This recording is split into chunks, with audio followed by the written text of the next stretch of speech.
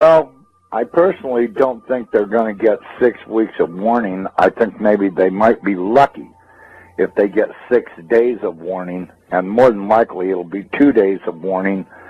And they were told a month and a half ahead of time so that way they'd have time to decide what they wanted to put in their bags.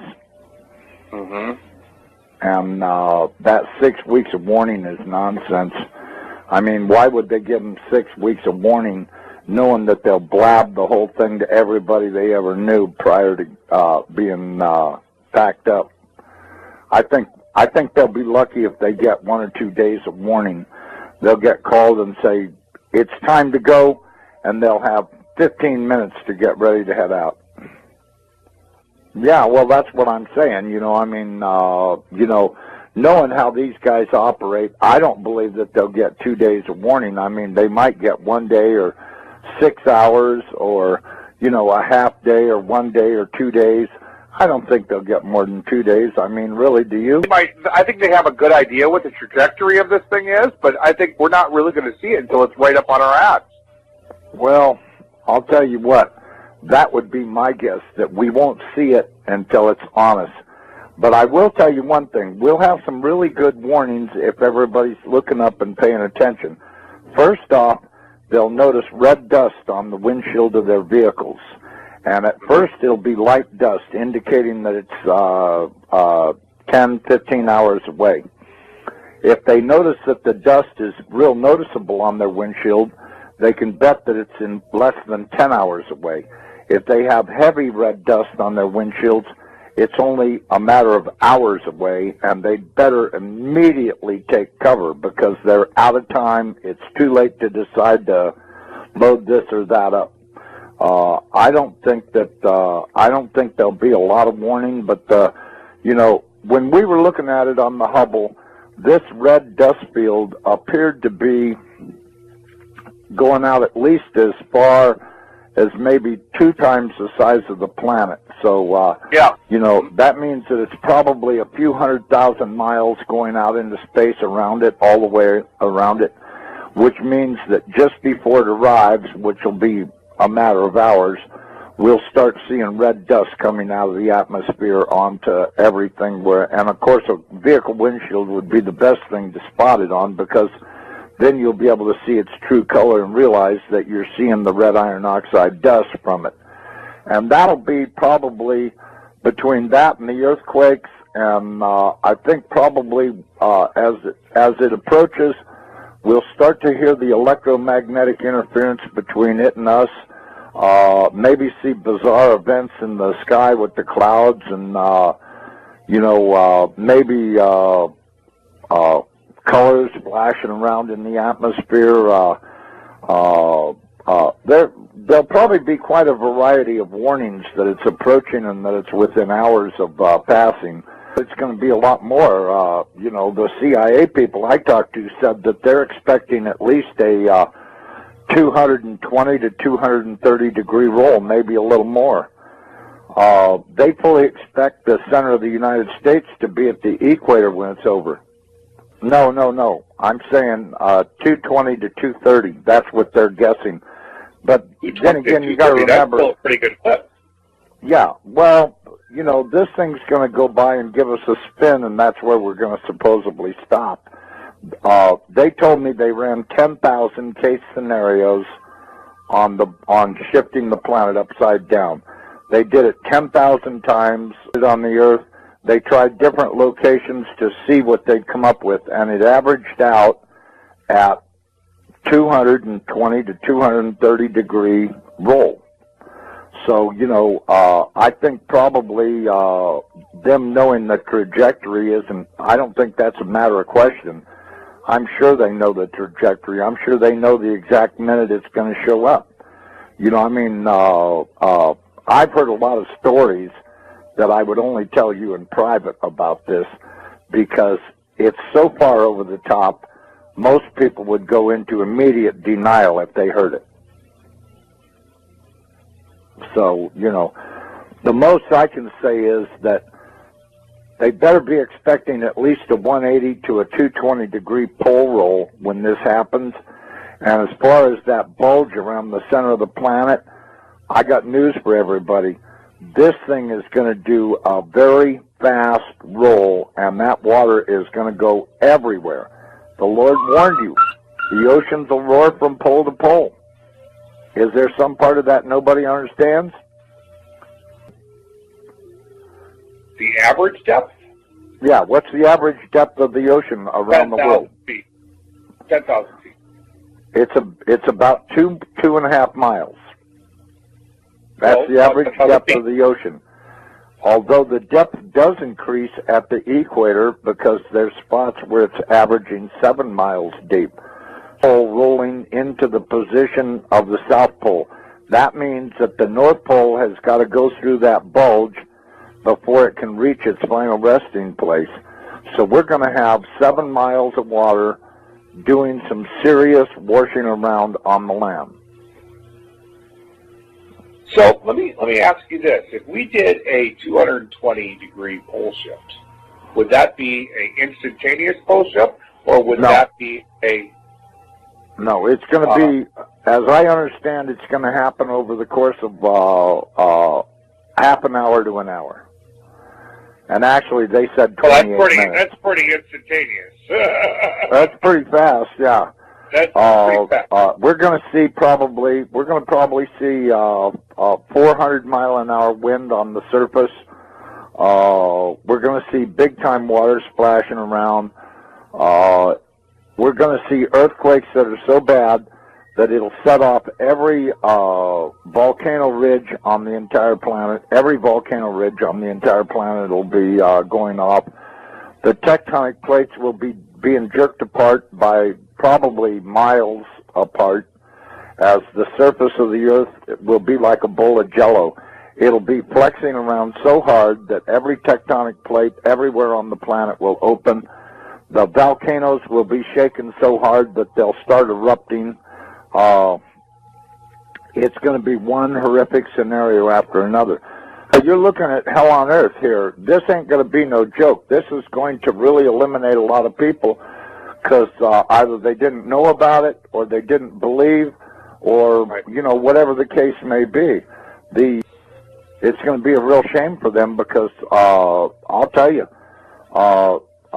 when Nibiru rolls the planet upside down, it's going to kill 4 billion people, and that's the first day, and the rest will survive on, but very few survivors will still be around when the weather finally gets good enough to get a full growing season, because they just were not prepared enough to make it, and it's going to eliminate a lot of people. I mean, I wouldn't be into these underground facilities that all of these elite people think they're going to hide out in, because they're going to be torn to pieces by the flexing of the planet.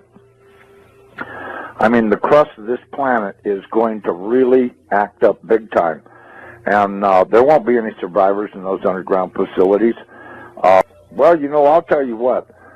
I really don't think that the survivorship of this will be real high because of the denial. The level of denial in this country is obvious by Department of Homeland Security planning to fight everybody. The United States government has been terrorizing everybody around the world forever and ever. The churches are all in denial. I mean, the Chinese, they take babies and cook them up into stew and stuff. It's taken over this planet, and that's why I said about the churches being asleep. The churches have not protested this at all, and they're going to pay dear for having kept their mouths shut and been politically correct. This is the one that's going to cost them their ass, and one evil thing stacked on top of another.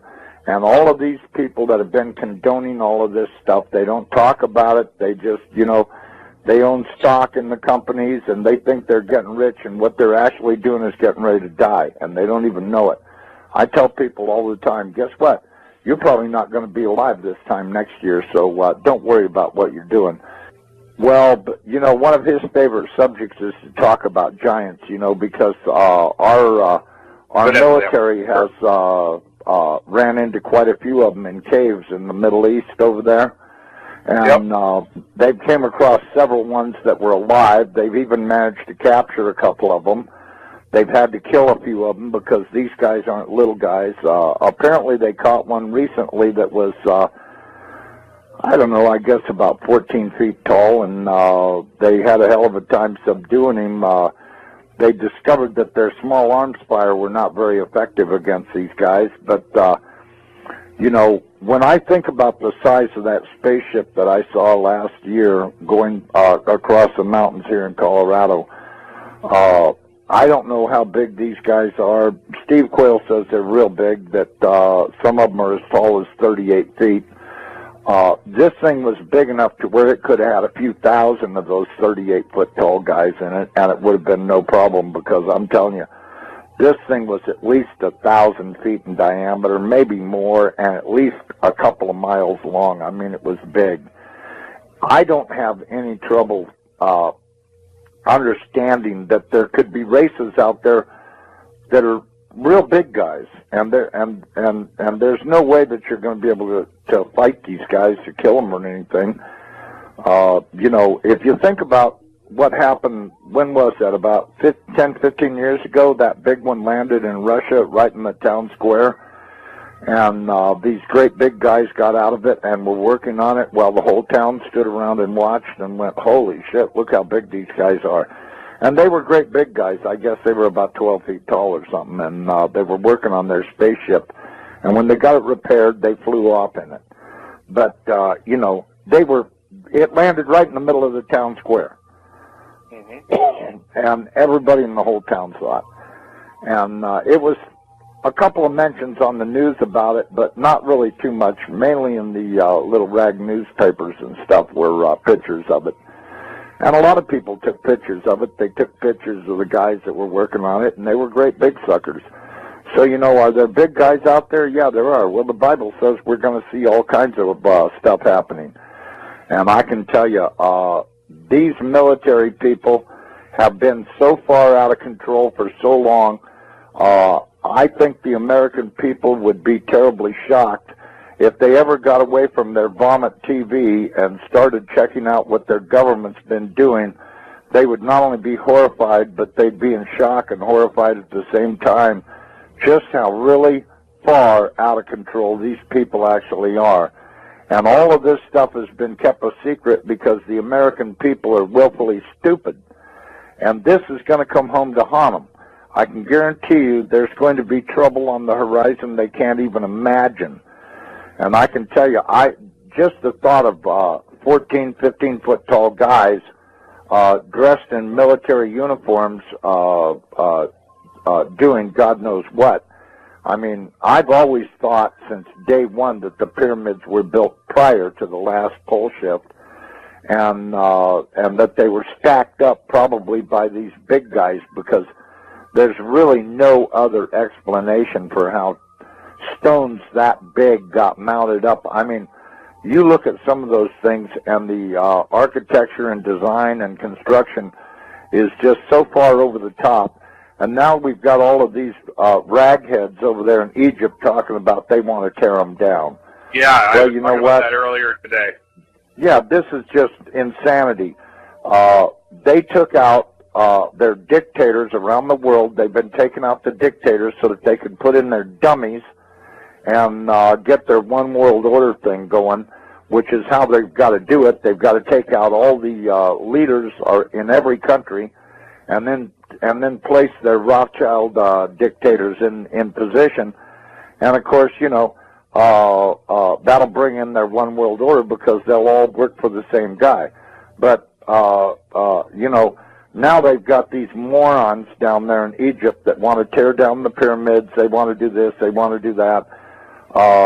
You know, I don't know how they plan on doing it. You know, what are they going to put a nuclear weapon in the thing and blow it up or what? Because they're sure as hell not equipped to dismantle it manually. They'll have to blow the things apart.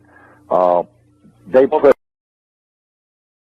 I was afraid the government would respond to the financial crisis by doing more of the same policies that caused it, which is more deficit spending, more cheap money, more central banking and central planning, And as a result, I think the U.S. economy is now poised for a much bigger collapse. I think that what's coming is a sovereign debt crisis and a currency crisis that will make the financial crisis of '08 look like, the proverbial Sunday school picnic. This is something that's affecting the economy right now. Oh, absolutely.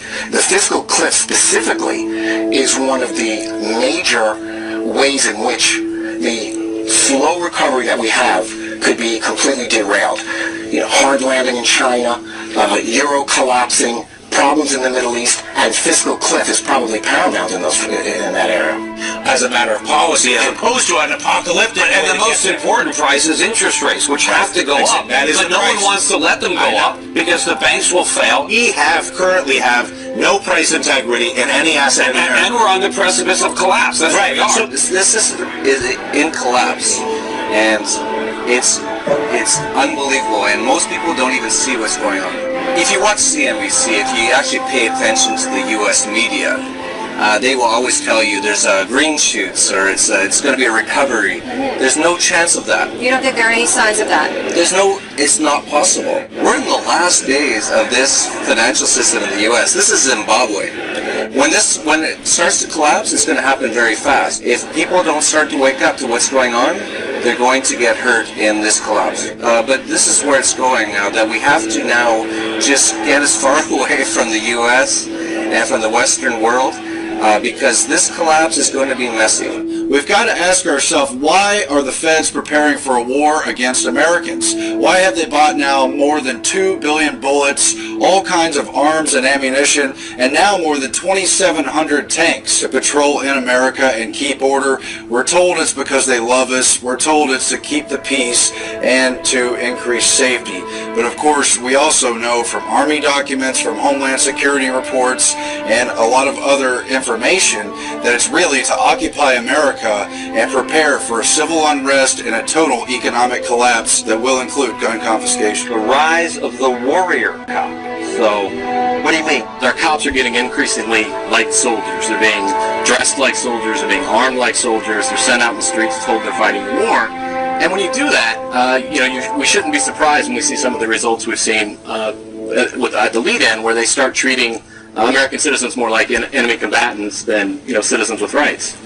Meaning, mostly you're talking about these SWAT team raids. Over the last probably 20 years, there's been about a 1,500% increase in the number of SWAT raids in the U.S. Often it's 10 or 20 guys dressed in black, heavily armed. I mean, they look like a military squad. I mean, they look like a unit that would invade a village in Iraq looking for insurgents. Speaking of the police state, which 9/11 ushered in, a 16-year-old is questioned by FBI officials over a YouTube video that he uploaded. According to Justin Holman, a 16-year-old, after having uploaded a YouTube video which highlighted how America was slipping into a police state, he was visited by FBI officials. Police state? Ask one of them why they're here. What's up, nigga? Police state? Police state, bro. Police state. 4th of July. Here's our video. M16s.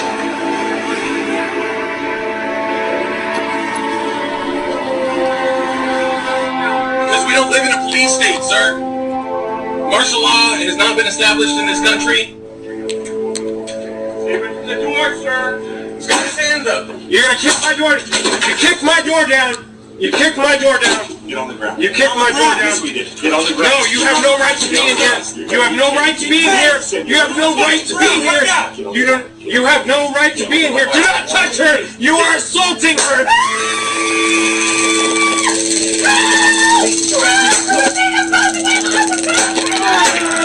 Yeah, I didn't open up the door. I went open up.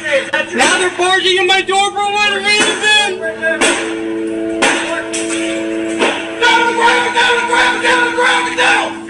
Down, put your hands! Hands, come in! Now! Don't move! Wait, don't move!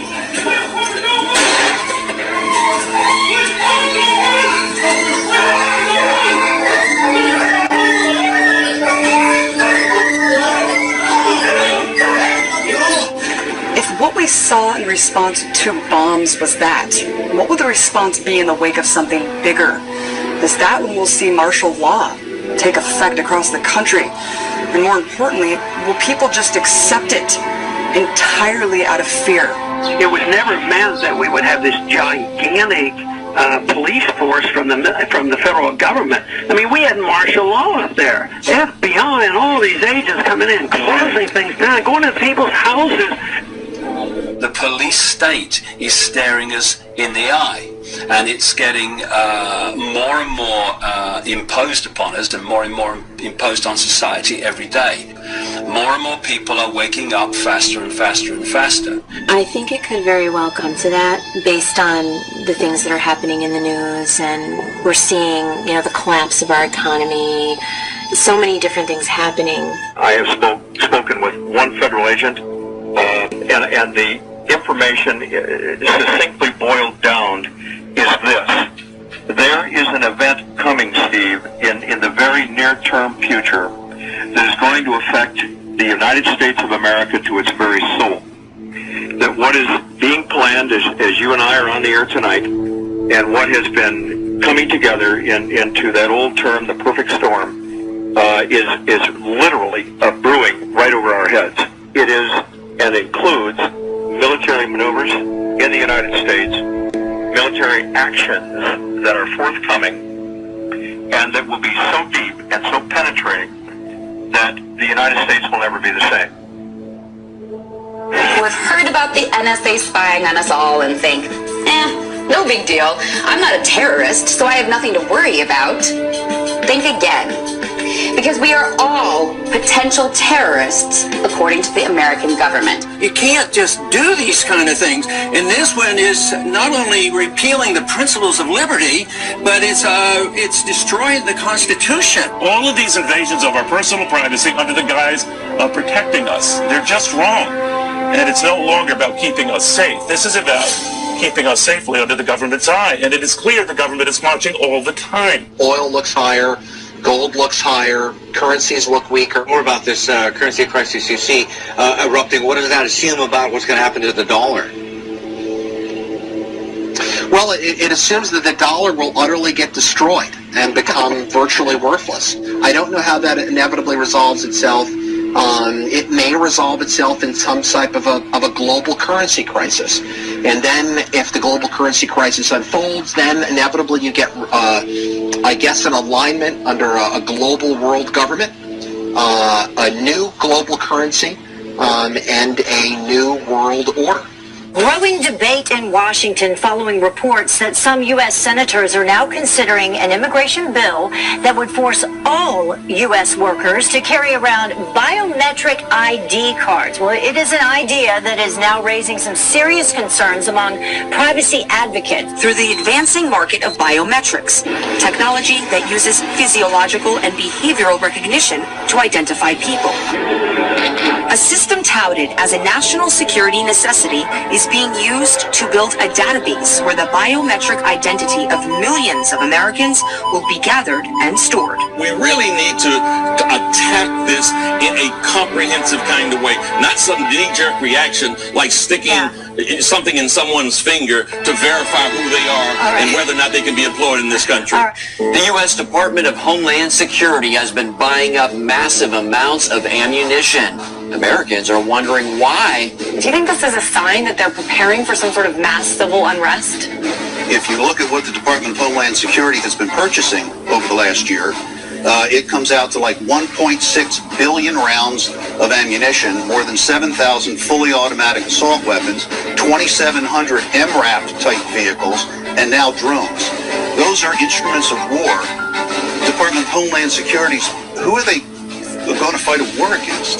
When I participate in assisting the feds coming into states and going into homes and taking everybody's gun away, and I said I would not be a part of something like that. And I said one of the reasons I wouldn't want to get shot because the American people are only going to put up with so much before they push back.